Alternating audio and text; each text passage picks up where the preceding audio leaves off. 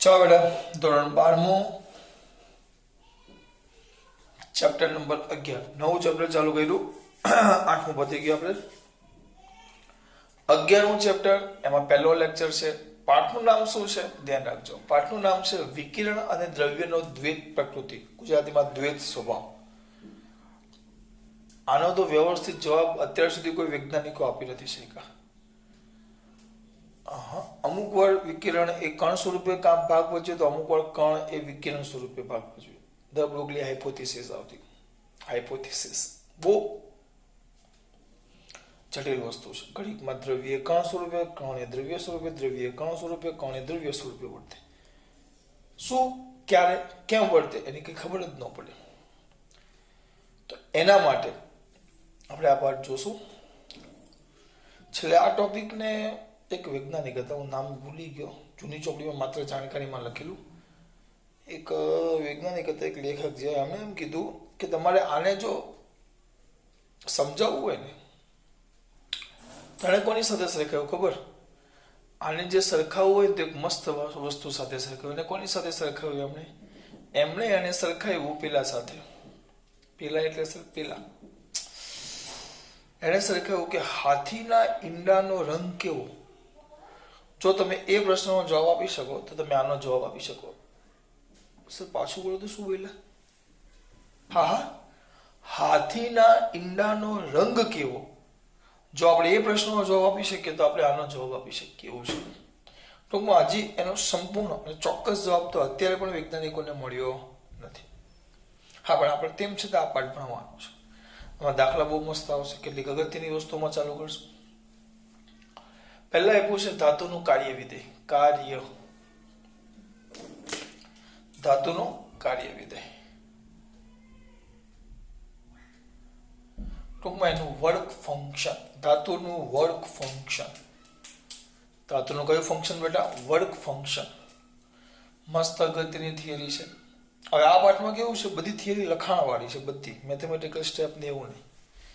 એટલે હું શું કરીશ, આ પાઠમાં જેટલી પણ શબ્દાત્મક રજૂઆત હશે એને હું ચિત્રાત્મક રજૂઆત કરીશ. એટલે હું ચિત્ર દોરતો જવા. ત્યાં બોલું છું ધ્યાન રાખજો. જેટલી પણ શબ્દાત્મક રજૂઆત છે ને હું ચિત્રાત્મક રજૂઆત કરા. થિયરી તમારે હું તમને પીડીએફ મોકલી દેવા, એમાંથી તમારે જોયા કરવાની, લખી નાખવાની. હું લખાણમાં નહીં પડીશ, હું તમને સમજાવવાનો પ્રયત્ન કરીશ, લખાણમાં નહીં. આખો પાઠ બરાબર. કારણ કે મેથેમેટિકલ સ્ટેપ આમાં આવશે જ નહીં, બધી કથા ટાઈપ છે. કથા એટલે સમજવી પડે. ખાલી વિધાન બોલવાથી સમજવી તે નથી. આ ફિઝિક્સ બરાબર. કે રાજા હતો, એને 2 બૈરી હતી, ત્રીજી લાવ્યો, એવું નહીં. સુખી ન કહેવાય, દુઃખી કહેવાય. તો વોટ ઇઝ ધ ધાતુનું વર્ક ફંક્શન એટલે કાર્ય વિધેય. તો એની જે રચના છે તમે સિમ્પલી જુઓ તો આ એક ધાતુ છે. સામાન્ય રીતે વિચાર કરો તો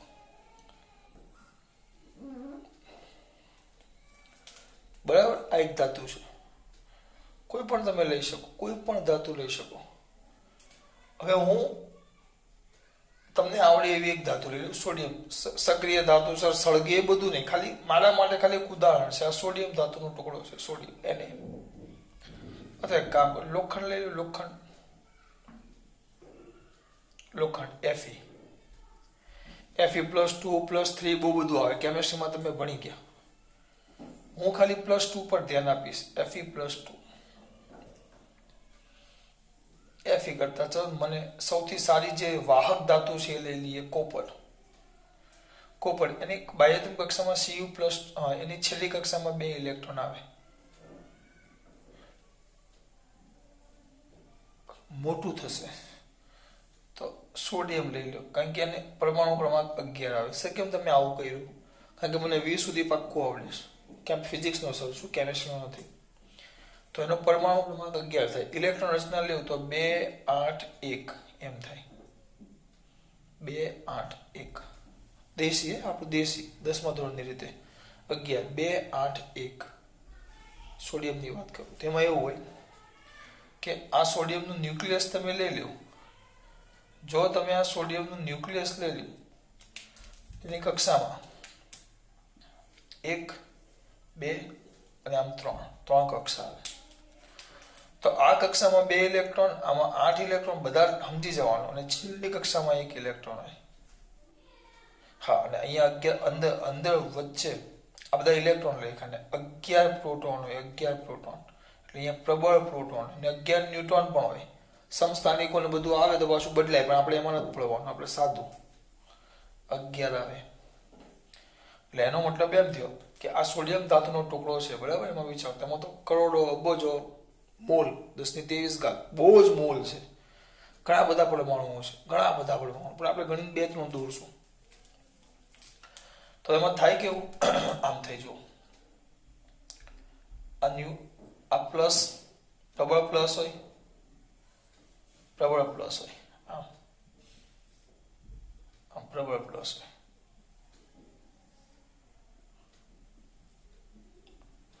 બરાબર. અને એની ફરતે કક્ષામાં, એની ફરતે હું આ બધાને છેલ્લો જ દોરીશ.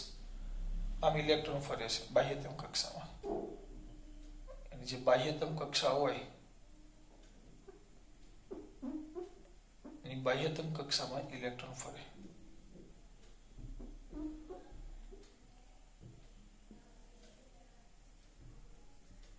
બધું દોરવા બેસતો નથી, હું 2-3 જ દોરીશ. કલાક આમાં જ થાય.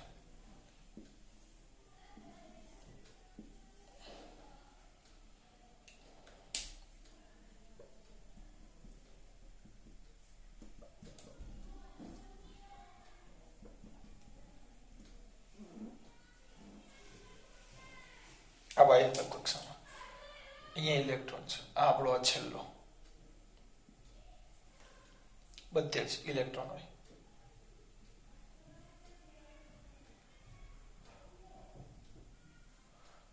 બરાબર, બધા ઇલેક્ટ્રોન છે બાહ્યતમ કક્ષા. અત્યારે જે મેં રચના દોરી ને એ 0 કેલ્વિન તાપમાને છે. ઓકે નથી, 0 કેલ્વિન તાપમાને.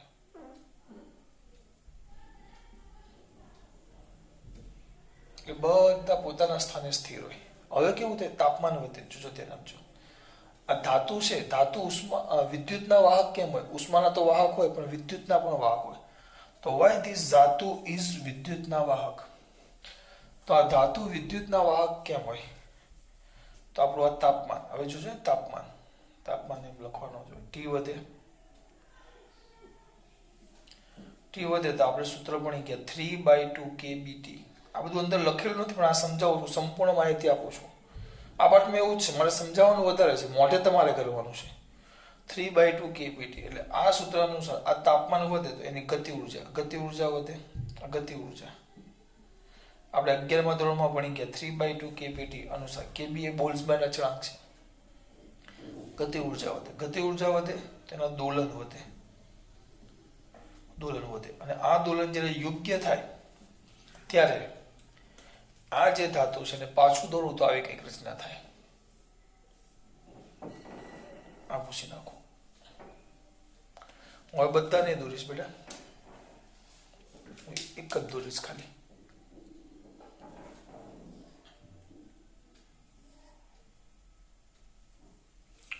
તો આ જે બાહ્યતમ કક્ષામાં ઇલેક્ટ્રોન છે,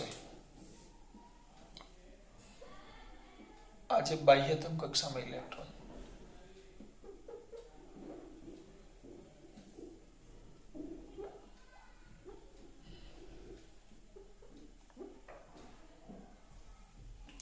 એ મુક્ત થઈ જાય. આ કક્ષાના ઇલેક્ટ્રોન અહીંયાથી આમ મુક્ત થઈ જાય. આ મુક્ત થઈ ગયા. જો આ કક્ષામાંથી મુક્ત થઈ ગયા ઇલેક્ટ્રોન. એટલે ધાતુમાં ધન અને ઋણ આયનો ઉત્પન્ન થઈ ગયા. જો આ ઇલેક્ટ્રોન મુક્ત ખરા, પણ આ ઇલેક્ટ્રોન સંપૂર્ણ મુક્ત ન હોય. આ ઇલેક્ટ્રોન એનો જે આ ધન વીજભાર હોય ને, ચલો આ ધન વીજભાર છે, આ મુક્ત થયો, તો અહીંયા ઇલેક્ટ્રોન આ મુક્ત થયો. ધીસ ઇઝ ધ ઇલેક્ટ્રોન આ મુક્ત થયો. પણ સંપૂર્ણપણે મુક્ત નથી. કેમ? કારણ કે એના પર આ જે ધન વીજભારો છે, આ ધન વીજભાર એનું આકર્ષણ બળ હોય. એટલે આ બધા અહીંયા સપાટી પર બહાર હોય, બધા સરફેસ ઉપર, પણ એ સરફેસની બહાર ન આવી શકે. કેમ ન આવી શકે? કે ધન, આ ધન જે ન્યુક્લિયસ, ધન વીજભારિત ન્યુક્લિયસ એનું આકર્ષણ બળ લાગે. એટલે આ ધન અને ઋણ વીજભાર પર આકર્ષણ બળ લાગે. એટલે સપાટી પર આ મુક્ત હોય તો આની આસપાસ આમ ગતિ કરતા હોય. સંપૂર્ણ મુક્ત ના હોય. મુક્ત થયા, પણ એ મુક્ત જે પરમાણુના અંદર હતા, તો તાપમાન વધારો તો ગતિ ઉર્જા વધે એટલે દોલન વધે, દોલન વધે એટલે ઇલેક્ટ્રોન મુક્ત થયા. પણ મુક્ત ક્યાં છે? ધાતુની અંદર જ. હજી એ ધાતુમાંથી તો બહાર નથી આવ્યા. સમજો, એ ધાતુમાંથી બહાર નથી આવ્યા. તો હવે એને એમને નો કેમ?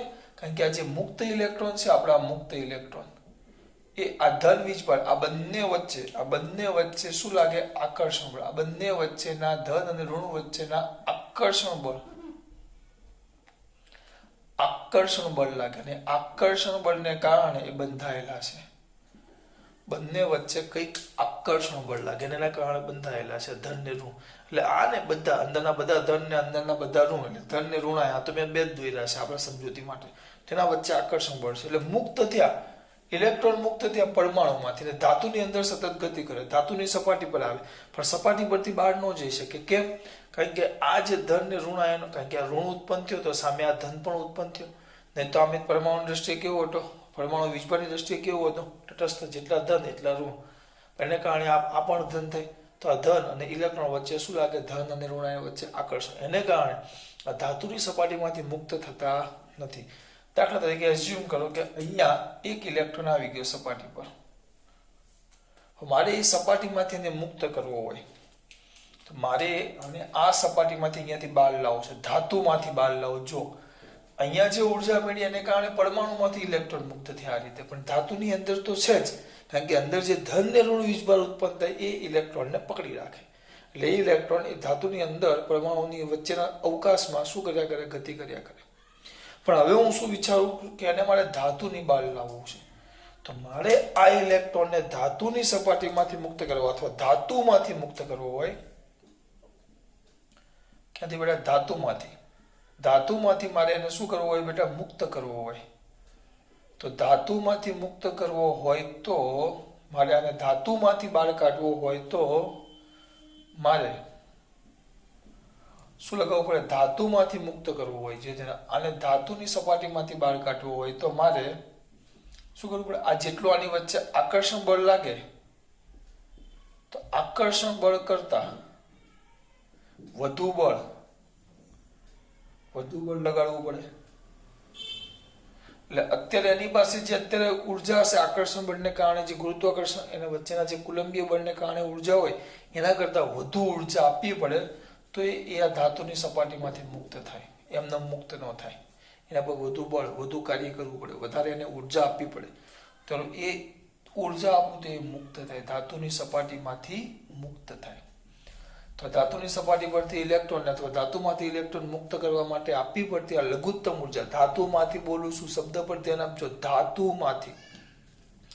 તો વ્યાખ્યા આવે આકૃતિમાં ખબર પડી.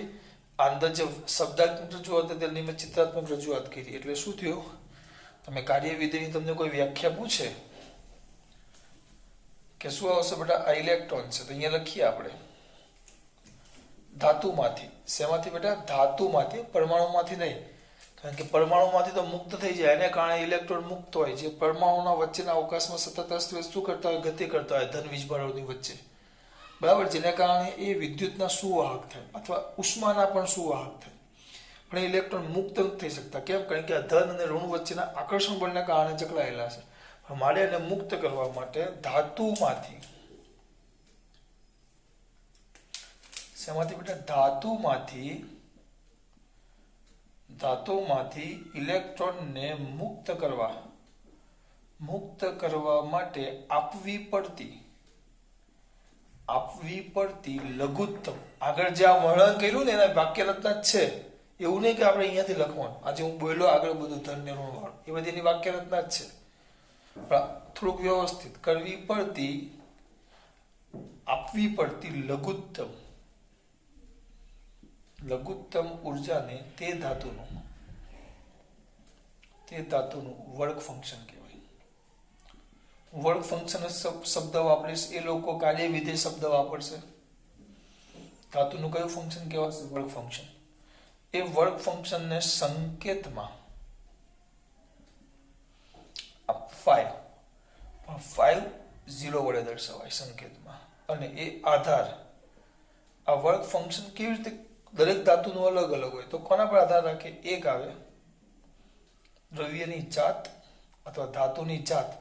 ધાતુ જે મટીરિયલનું બનેલું હોય, કોપરમાંથી ઇલેક્ટ્રોનને બહાર કાઢવા માટે, લોખંડમાંથી બહાર કાઢવા માટે, બીજી કોઈ ધાતુમાંથી બહાર કાઢવા માટે, બધી જ જગ્યાએ બહાર કાઢવા માટે ઉર્જા કેવી આપવી પડે? અલગ અલગ. એટલે કેટલી બાબત પર આધાર રાખે? બે. એક ધાતુના પ્રકાર એટલે કઈ ધાતુ છે એમ? કોપર, આયર્ન, ઝીંક, કઈ ધાતુના પ્રકાર અને ધાતુની સપાટીના પ્રકાર. ધાતુની સપાટીના પ્રકાર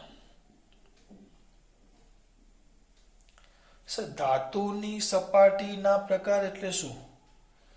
ધાતુની સપાટીના પ્રકાર એટલે હવે છે કોપર, આ કોપર બરાબર.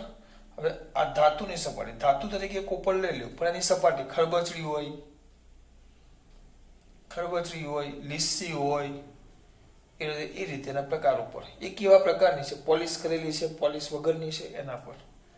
એટલે બે બાબત પર આધાર રાખે, ધાતુના પ્રકાર અને ધાતુની સપાટીના પ્રકાર ઉપર આધાર રાખે. અને હા, જો આપેલા તાપમાન માટે તાપમાન પર પણ આધાર રાખે. તાપમાન બદલાય, ખબર પડે છે? તાપમાનને કારણે પણ વર્ક ફંક્શનમાં ફરક પડે, જો ધ્યાન રાખજો.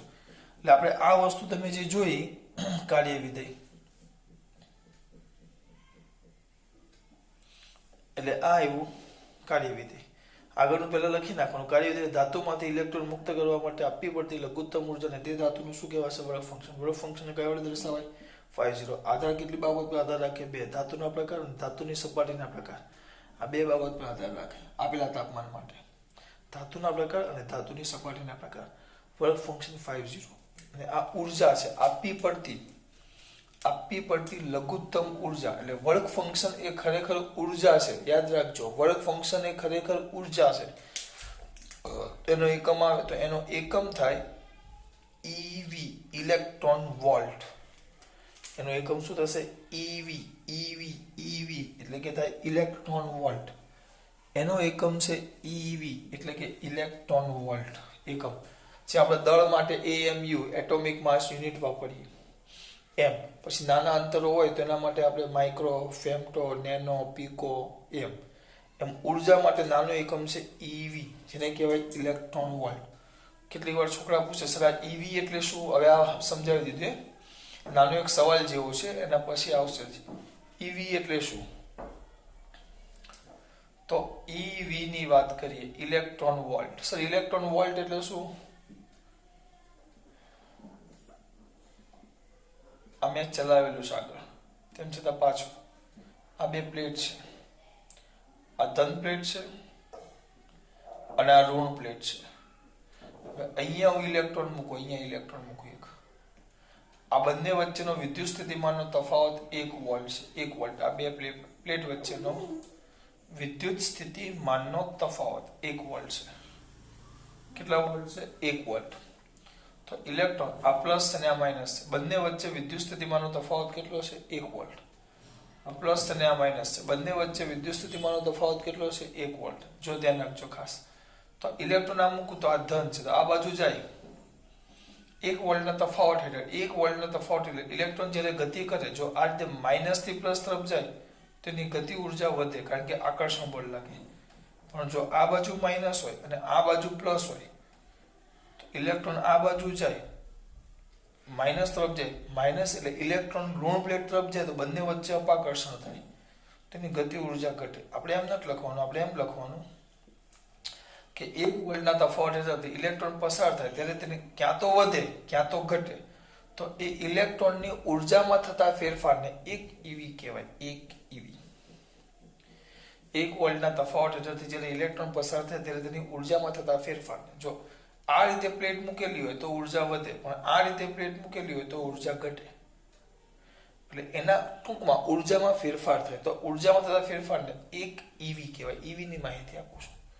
અને 1 EV યાદ, આ બધા દાખલામાં બહુ કામ આવશે, એટલે યાદ રાખવાનું. 1.6 × 10⁻19 જૂલ. યાદ જ રહેવું જોઈએ. 1 EV બરાબર 1.6 × 10⁻19 જૂલ. આ વાત થઈ ગઈ તમારે ધાતુનું work function. Most imp theory છે. ધાતુનું કયું ફંક્શન બેટા? Work function. આમાં ભૂલ ન થવી જોઈએ. આપણે અહીંયા વાત એવી કરી કે આ ધાતુમાંથી ઇલેક્ટ્રોનને મુક્ત કરવા માટે આપવી પડતી લઘુત્તમ ઉર્જાને ઇલેક્ટ્રોનને મુક્ત કરવા માટે ખબર પડે છે તાપમાન વધે તો ઇલેક્ટ્રોન મુક્ત થાય, પણ પરમાણુમાંથી, ધાતુમાંથી નહીં. ધાતુમાં તો અંદર જ રહે. પણ હવે એ ઇલેક્ટ્રોન શું થાય? એને કારણે ઇલેક્ટ્રોનના ધન આયનો વડે આકર્ષણથી જે કળાયેલા છે તો એમાંથી મુક્ત કરવા માટે તમારે કંઈક ઓછામાં ઓછી ઉર્જા આપવી પડે, અને ધાતુનું વર્ક ફંક્શન કહેવાય. સંકેતમાં 50 કહેવાય. આધાર ધાતુના પ્રકાર અને સપાટીના પ્રકાર પર આધાર રાખે. એનો એકમ છે ઈવી. અને ઈવી વિશે અમે તમને માહિતી આપી. સર, મુક્ત કરવા માટે આપવી પડતી ઉર્જા તો લઘુત્તમ ઉર્જાને, તો આ ઉર્જા અપાય કેવી રીતે? ઇલેક્ટ્રોન છે, હાથથી થોડી આપી શકશો. આ ધાતુની સપાટી છે, આમ એમ ન હોય તો એ કેમ અપાય એ આપણે બીજા લેક્ચરમાં જોશું. ખાસ વાત. જય શ્રી કૃષ્ણ.